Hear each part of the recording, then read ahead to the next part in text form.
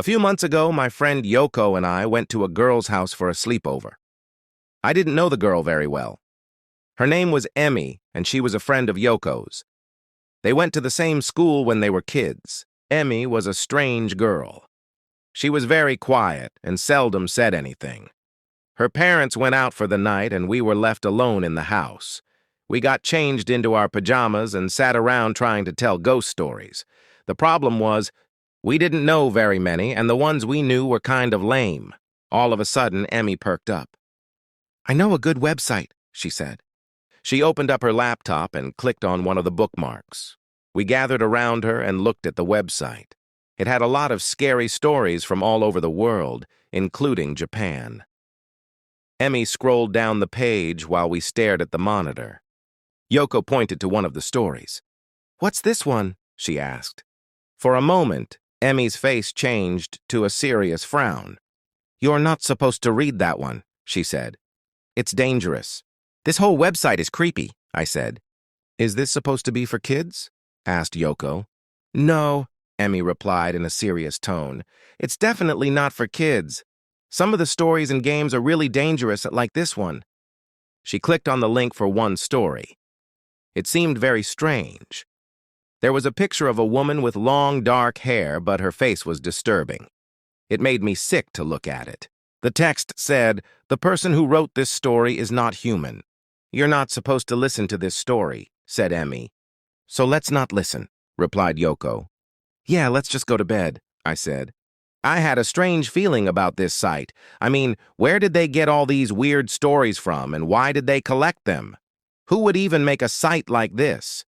There was something very unsettling about the whole thing. Emmy didn't take any notice of us. She pressed play on the video, and we heard the start of the story.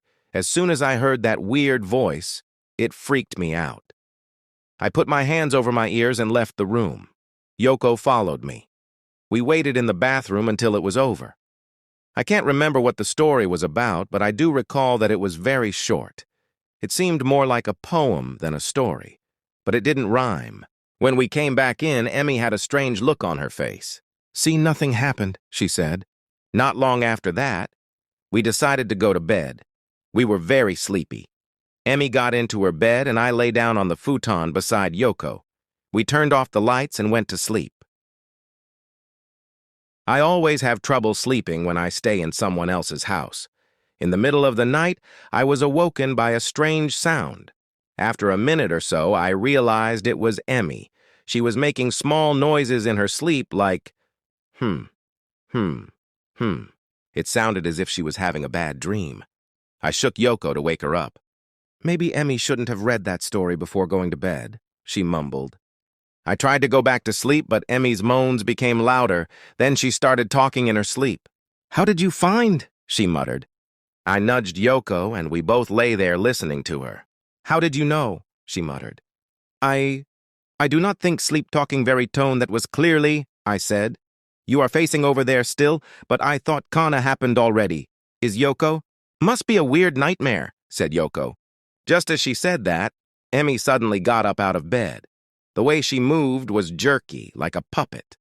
When I saw that, a cold chill ran down my spine. Emmy had her back to us, and her head was hanging down. Her long black hair was covering her face. She just stood there facing her bed, moaning softly. Slowly, very slowly, she began to turn around. Just then, Yoko flew into a panic. "That's not Emmy!" she hissed. Emmy was still slowly turning. Yoko was staring at Emmy, her eyes wide in fright. I didn't want to look, but I couldn't turn away. I was trembling uncontrollably. In the dim light, I could make out Emmy's face as she turned. It was Emmy's face, but somehow it wasn't. Her skin was pale and her eyes bugged out abnormally. Her mouth was distorted and twisted into an evil grimace. It wasn't Emmy. It was as if her face had been mixed with the face of someone else. As if someone else was pretending to Emmy.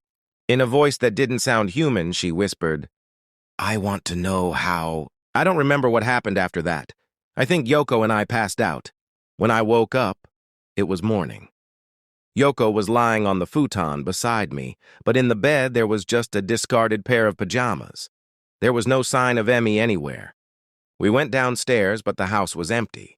We were really freaked out, and the events of the night before were fresh in our minds. Yoko and I grabbed our bags and left as fast as we could. We tried call Emmy on her mobile, but it was out of range. We tried again and again that afternoon, but it was always out of range. Later that evening, we called her home phone number and her mom answered. She said she didn't know where Emmy was either. Yoko and I became more and more scared. We texted all of our friends, but none of them had heard from Emmy. It was like she had dropped off the face of the earth. Emmy's parents went to the police and filed a missing persons report. They started a search for Emmy. Most people thought she had run away from home. Nobody could find any trace of her. The police came to question myself and Yoko, but there was nothing much we could tell them. We both knew Emmy didn't run away from home. One day, Yoko came over to my house. We got on my laptop and searched the internet for the scary website Emmy had been reading. With trembling fingers, Yoko clicked on the link. A notice came up on the screen.